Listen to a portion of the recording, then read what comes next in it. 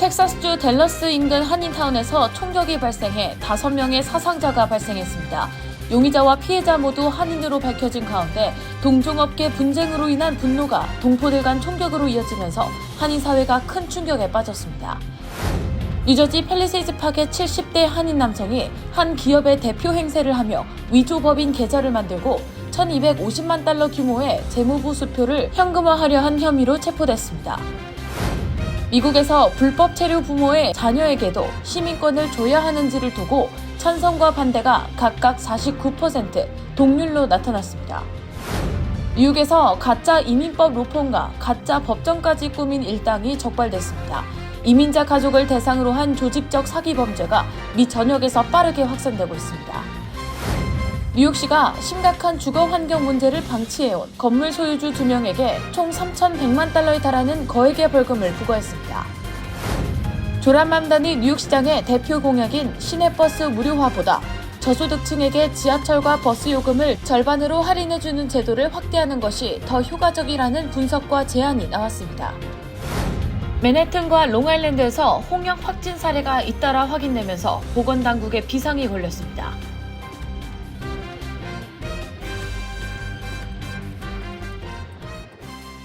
헬문스버그의 최우선의 목표는 최고의 고객 서비스를 제공하는 것입니다. 전문 세일즈팀과 함께하는 고급 쇼룸에서 여러분이 좋아하는 머세디스-벤츠 모델을 만나보실 수 있습니다. 헬문스버그와 함께라면 완벽한 차량을 찾는 데 필요한 모든 것이 준비되어 있습니다.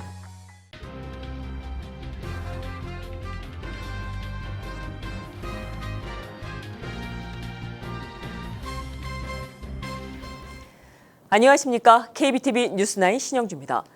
텍사스주 댈러스 인근 한인타운에서 한인들 간 총격 사건이 벌어져 2명이 숨지고 3명이 다치는 참극이 벌어졌습니다. 용의자는 건물 내 같은 업종에 새 식당 입점 이후 매출이 줄자 건물주 및 새 식당 주인과 갈등을 겪어왔고 이를 풀기 위한 자리에서 미리 준비한 총기를 꺼내든 것으로 전해졌습니다. 또 범행 직후 건물 관리자 집을 찾아가 추가로 총격을 가한 것으로 파악됐습니다. 중부 시간 기준 5일 오전 9시 57분 텍사스주 켈런턴의 한인 상권 중심지 K타운 플라자에서 총성이 울렸습니다. 켈런턴은 댈러스에서 북쪽으로 약 20마일 떨어진 도시입니다. 인구는 약 13만 명, 이 가운데 한인 주민은 4천여 명으로 지난 20년 사이 북텍사스를 대표하는 한인 밀집 지역으로 성장했습니다. 경찰이 현장에 도착했을 때 성인 4명이 총에 맞은 상태였습니다. 이 가운데 남성 1명은 현장에서 숨졌고 남성 2명과 여성 1명은 병원으로 옮겨졌습니다. 이어 약 1시간 뒤인 오전 11시 13분쯤 또 다른 신고가 접수됐습니다. 두 번째 현장은 K타운 플라자에서 약 4마일 떨어진 올드 덴턴 로드의 한 아파트였습니다. 출동한 경찰은 아파트 안에서 또 다른 남성 1명이 숨져 있는 것을 확인했습니다. 경찰은 두 사건의 용의자가 같은 인물이라고 밝혔습니다. 용의자는 K타운 플라자에서 일식집을 운영해온 69세 한인 남성입니다. 언론 등에는 한승호 씨 또는 한성호 씨로 전해지고 있습니다. 한 씨는 첫 번째 총격 이후 현장을 떠났다 두 번째 사건 현장과 가까운 H마트 인근에서 경찰에 체포됐습니다. 경찰은 짧은 도보 추격 끝에 용의자를 검거했다고 설명했습니다. 경찰에 따르면 용의자와 피해자 5명은 모두 서로 알고 지내던 사이였고 사건 당시 사업상 목적으로 만난 것으로 파악됐습니다. 경찰 조사에서 용의자는 사업과 관련한 금전 문제로 피해자들에게 화가 났다는 취지로 진술한 것으로 전해졌습니다. 피해자 5명도 모두 한인으로 전해졌습니다. 다만 경찰은 아직 피해자들의 정확한 신원을 공식 공개하지 않았습니다. LA한국일보는 사망자 가운데 1명은 부동산업에 종사하던 조모 남성, 또 다른 1명은 조모 여성으로 알려졌다고 보도했습니다.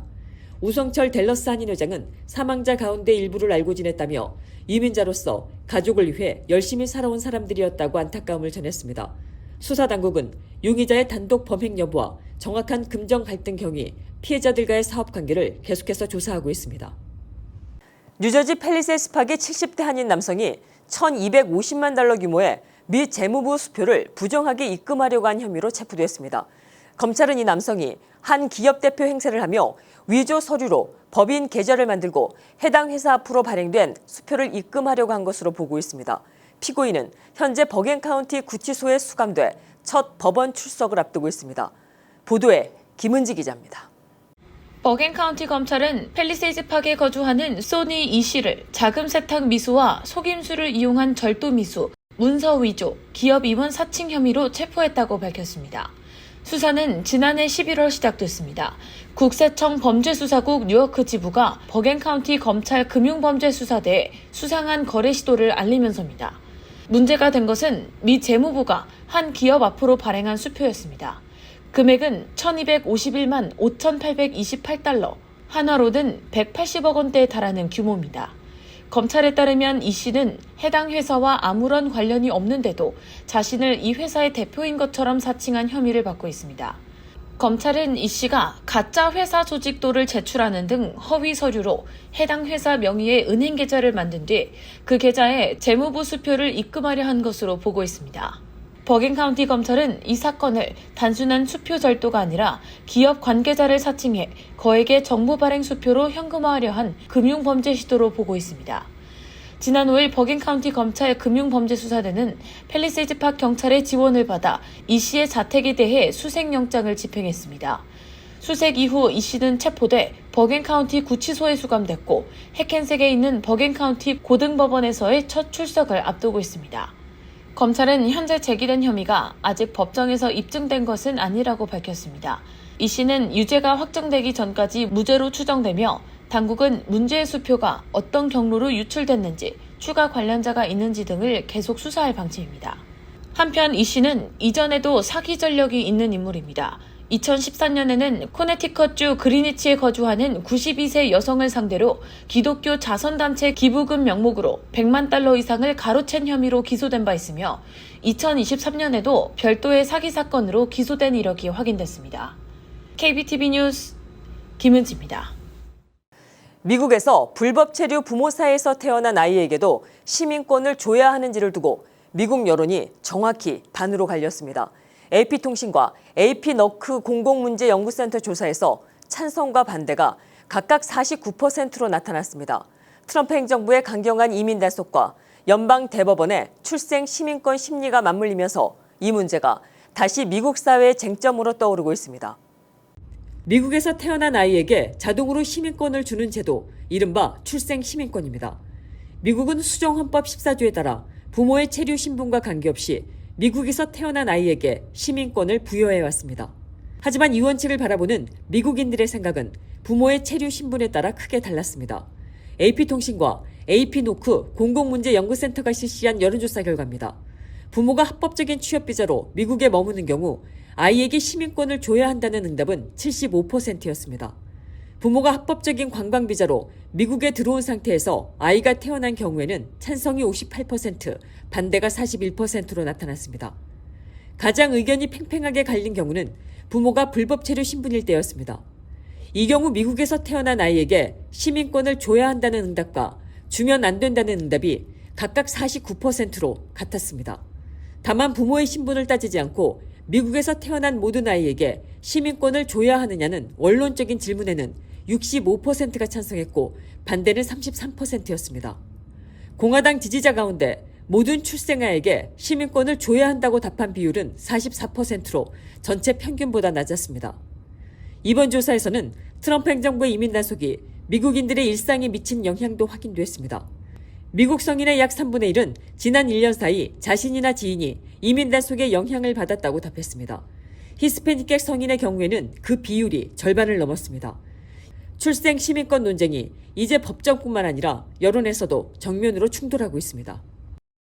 미 전역에서 이민자 가족을 대상으로 한 조직적인 사기 범죄가 빠르게 확산되고 있습니다. 뉴욕에서는 가짜 이민법 로펌과 가짜 법정까지 꾸민 일당이 적발되었습니다. 연방당국은 이민 단속 강화 속에서 취약계층을 노린 범죄가 심각한 수준이라고 경고했습니다. 김은지 기자가 보도합니다. 연방검찰은 최근 뉴욕에서 변호사와 판사 등 법 집행기관 요원을 사칭해 사기를 벌이던 일당을 체포해 기소했다고 밝혔습니다. 이들은 가짜 이민법 회사를 설립한 뒤 소셜미디어를 통해 스페인계 이민자들에게 접근했으며 존재하지 않는 법률 서비스를 제공한다고 속여 수백 달러에서 수천 달러의 비용을 받아 챙긴 것으로 조사됐습니다. 특히 온라인상에서 가짜 이민 재판까지 진행하며 피해자들을 속인 것으로 드러났습니다. 판사 복장을 한 인물과 제복을 입은 인물들을 등장시켜 실제 법정처럼 꾸미는 등 치밀한 수법이 동원됐습니다. 수사당국은 일부 피의자를 공항에서 체포했으며 나머지 공범들에 대해서도 추적을 이어가고 있습니다. 이 같은 이민자 대상 사기 범죄는 뉴욕을 넘어 전국적으로 확산되는 추세입니다.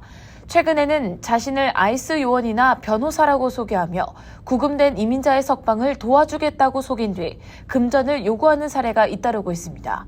이들은 보석금이나 서류비, 변호사 비용 등을 명목으로 수만 달러까지 요구하며 긴급한 상황을 강조해 반복적으로 돈을 요구하는 수법을 사용했습니다. 실제 피해 사례도 이어지고 있습니다. 과테말라 출신 한 여성은 구금된 남편을 석방시키기 위해 소셜미디어에서 알게 된 이민 변호사에게 도움을 요청했지만 해당 인물은 가짜였습니다. 이 여성은 차량까지 처분하고 전 재산을 모아 1만 달러 이상을 송금했지만 재판 당일 변호사는 나타나지 않았습니다. 법원은 피해 여성과 연락을 주고받던 인물이 정식으로 등록된 변호사가 아니라고 확인했습니다. 결국 이 여성은 적절한 법적 대응을 하지 못한 채 남편이 추방 명령을 받는 피해를 입었습니다. 전문가들은 이러한 사기가 점점 더 정교해지고 있다고 경고합니다. 일부 사기범들은 AI 기술을 활용해 가짜 법정 상황을 연출하고 실제 기관 명칭이나 변호사 정보를 도용해 신뢰를 얻고 있는 것으로 나타났습니다. 이민 전문 변호사들은 이 같은 범죄가 이미 수십억 달러 규모 산업으로 확대됐다고 지적합니다. 국토안보부는 피해 예방을 위해 신고 핫라인을 운영하고 있으며 이민당국은 예고 없이 전화로 금전을 요구하지 않으며 상품권이나 가상화폐, 송금을 통한 결제 역시 요구하지 않는다고 강조했습니다. KBTV 뉴스 김은지입니다. 뉴욕시가 심각한 주거 환경 문제를 방치해온 브롱스 지역 건물 소유주들에게 총 3,100만 달러에 달하는 거액의 벌금을 부과했습니다. 시 당국은 이번 조치를 통해 악덕 집주인을 처벌하고 세입자 주거 권리 보장 및 주거 환경 개선에 나선다는 방침입니다. 관련 소식 김은지 기자가 보도합니다.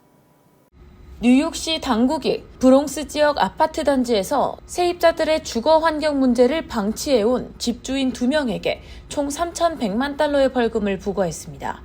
해당 건물은 공익 옹호관이 선정하는 최악의 집주인 목록에 오랜 기간 포함되어 온 곳입니다. 문제가 된 건물은 브롱스의 로버트 풀턴 테라스와 포덤 타워스로 그동안 해충 및 곰팡이 문제와 난방 문제, 온수 공급 문제, 엘리베이터 고장 및 시설 방치 등 수백 건의 위반 사항이 반복적으로 제기되어 왔습니다. 조란 맘다니 뉴욕시장은 어떤 집주인도 법 위에 있을 수 없다며 세입자들은 안전하고 존엄한 주거 환경을 누릴 권리가 있다고 강조했습니다. 이번 조치로 적발된 건물 소유주는 카란 싱과 라즈마티 페르사우드로 확인됐습니다. 뉴욕시 주택보존개발국은 이들을 상대로 적극적인 소송을 진행해 사상 최대 규모인 3,100만 달러 판결을 이끌어냈다고 설명했습니다. 디나 레비 주택보존개발국장은 이번 판결은 오랜 기간 동안 주거 환경 문제로 어려움을 겪어온 세입자들과 건물에 새로운 출발점이 될 것이라고 평가했습니다. 당국은 벌금 가운데 약 3천만 달러를 건물 수리와 시설 개선에 투입할 계획이며 향후 공사 진행을 관리하기 위해 구조조정 책임자를 지정해 감독에 나선다는 방침입니다. KBTV 뉴스 김은지입니다. 맘다니 뉴욕시장의 대표적인 공약인 버스 요금 무료화 정책을 놓고 뉴욕시 재정감시단체가 대안을 제시했습니다. 막대한 예산을 들여 모든 버스를 무료로 하기보다 저소득층에게 지하철과 버스 요금을 절반으로 깎아주는 페어페어스 제도를 확대하는 것이 더 효과적이라는 분석입니다. 뉴욕시 비영리 재정감시단체인 시민예산위원회 CBC가 새 보고서를 내놨습니다. 보고서는 맘다니 시장의 핵심 공약인 시내버스 전면 무료화보다 저소득층을 위한 대중교통 요금 할인 확대가 더 효과적이라고 분석했습니다. CBC는 시내버스를 모두 무료로 운영하려면 매년 약 9억 달러가 필요할 것으로 추산했습니다. 하지만 버스 요금만 없애는 방식으로는 지원 효과가 제한적이라고 봤습니다. 뉴욕시 대중교통 이용자 상당수가 출퇴근 때 지하철을 이용하고 특히 저소득층 통근자 약 4분의 3도 지하철을 타기 때문입니다. 또 버스에서 지하철로 갈아타는 승객은 결국 지하철 요금을 내야 해 버스 무료화만으로는 부담 완화에 한계가 있다고 분석했습니다. CBC가 제안한 대안은 기존 페어페어스 프로그램을 넓히는 겁니다. 페어페어스는 만 18세에서 64세 사이에 저소득 뉴욕 시민에게 지하철과 버스 요금을 절반으로 깎아주는 제도입니다. 현재는 가구 소득이 연방 빈곤선의 150% 이하인 경우 신청할 수 있는데 CBC는 이 기준을 250%까지 올리자고 제안했습니다. 1인 가구 기준으로는 연소득 약 23,000달러대에서 39,900달러 수준까지 확대되는 겁니다. CBC는 페어페어스 확대에 필요한 추가 예산을 연간 1억 4,600만 달러로 추산했습니다. 현재 프로그램 예산까지 합쳐도 전체 운영비는 약 2억 3,200만 달러로 버스 무료화 예상 비용인 9억 달러의 4분의 1에도 못 미칩니다. 이번 보고서는 시의회가 페어페어스 관련 청문회를 여는 시점에 맞춰 나왔습니다. 청문회에서는 자격 있는 시민들이 따로 신청을 하지 않아도 다른 시복지 프로그램과 연계해 페어페어스에 자동 등록되도록 하는 법안이 논의됐습니다. 한편 줄리 매닌 뉴욕시 의장은 기존 페어페어스 자격 있는 저소득층 약 100만 명에게 지하철과 버스를 아예 무료로 제공하는 방안도 제시했습니다. 뉴욕시는 올해와 내년에 걸쳐 약 54억 달러 규모의 재정 적자에 직면해 있습니다. 오는 6월 예산 합의를 앞두고 무료 버스냐, 저소득층 요금 지원 확대냐를 둘러싼 논쟁이 본격화되고 있습니다. 맨해튼과 롱아일랜드에서 홍역 확진 사례가 잇따라 확인되면서 보건당국에 비상이 걸렸습니다. 보건국은 현재 접촉자 추적 및 홍역 바이러스 확산 방지에 나섰습니다. 당국은 현재 공중보건 위험은 낮다고 평가하면서도 백신 접종의 중요성을 거듭 강조하고 나섰습니다. 김은지 기자가 전해드립니다. 뉴욕시 보건당국은 최근 맨해튼에서 홍역 확진 사례 한 건을 확인하고 역학조사에 착수했습니다. 확진자는 지난달 25일 오후 5시부터 8시 사이 헬스키친 지역의 한 레스토랑을 방문한 것으로 파악됐으며 당국은 당시 레스토랑 방문객들을 대상으로 바이러스 노출 가능성을 통보하고 있습니다. 해당 레스토랑 측은 SNS를 통해 확진자 방문 사실을 알리며 해당 시간대 노출 가능성은 있지만 현재까지 추가적인 위험은 확인되지 않았다고 밝혔습니다. 현재까지 2차 감염 사례는 보고되지 않았습니다.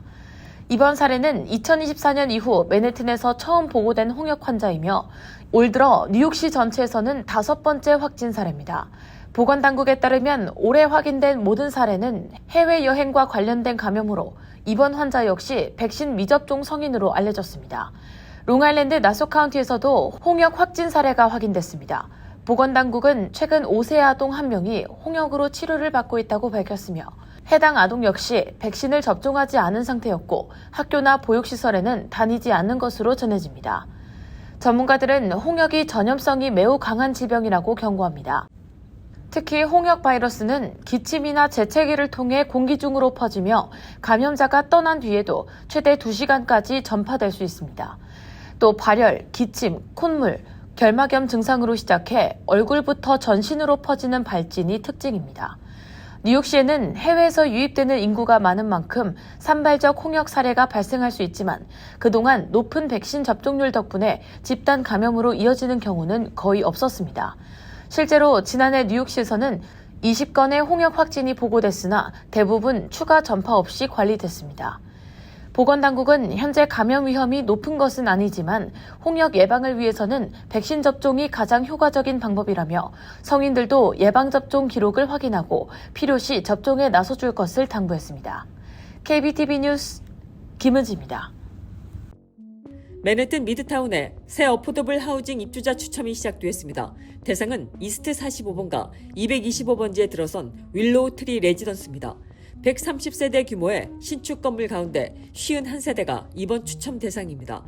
월세는 모두 $1,200 미만이며 신청 대상은 1인 또는 2인 뉴욕시 가구입니다. 소득 기준은 연 $42,275에서 $77,760 사이입니다. 입주자는 전기요금을 따로 부담해야 하지만 난방과 수도요금은 임대료에 포함됩니다. 건물에는 커뮤니티룸과 야외 테라스, 엘리베이터, 에어컨, 공용 세탁실 등이 갖춰져 있습니다. 신청은 NYC 하우징 커넥트에서 가능하며 마감은 7월 3일입니다. 트럼프 행정부의 이민 정책 책임자인 톰 호먼이 뉴욕주에 경고장을 보냈습니다. 뉴욕주가 아이스의 협조를 제한하는 법을 통과시킬 경우 뉴욕에 더 많은 아이스 요원을 투입하겠다는 겁니다.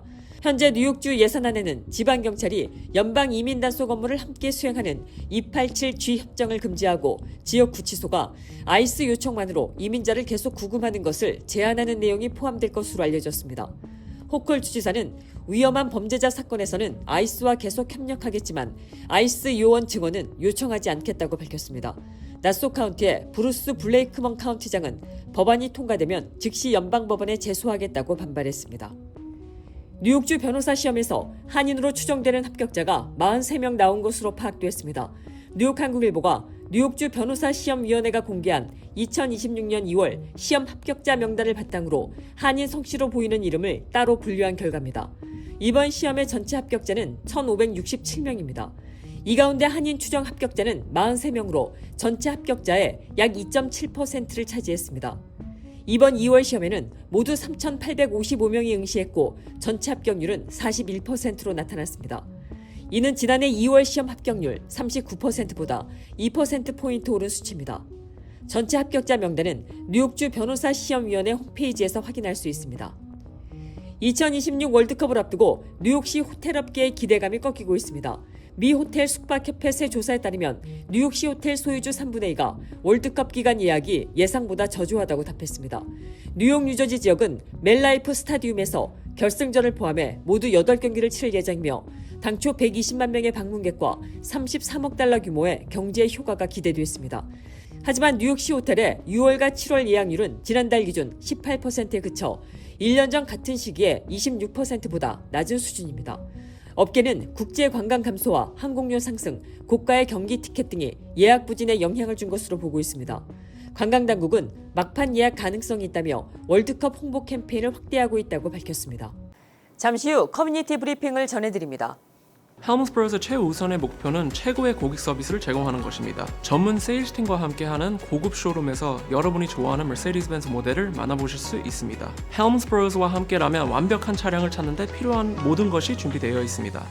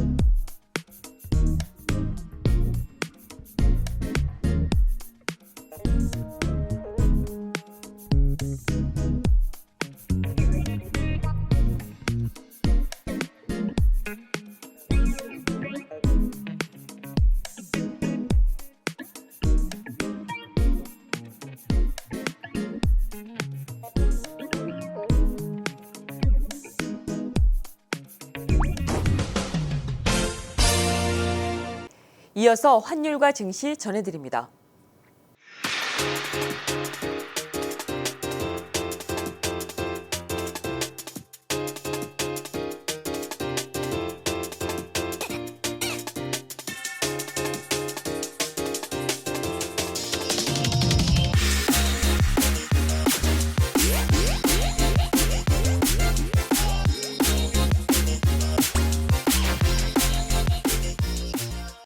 계속해서 뉴욕과 뉴저지 날씨 전해드립니다.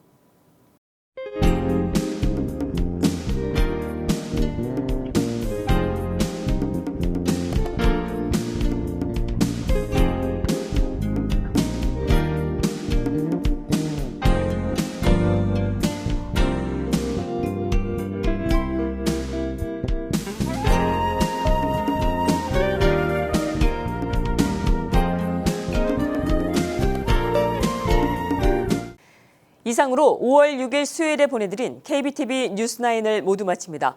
오늘도 함께해 주셔서 감사합니다. 편안한 밤 되십시오.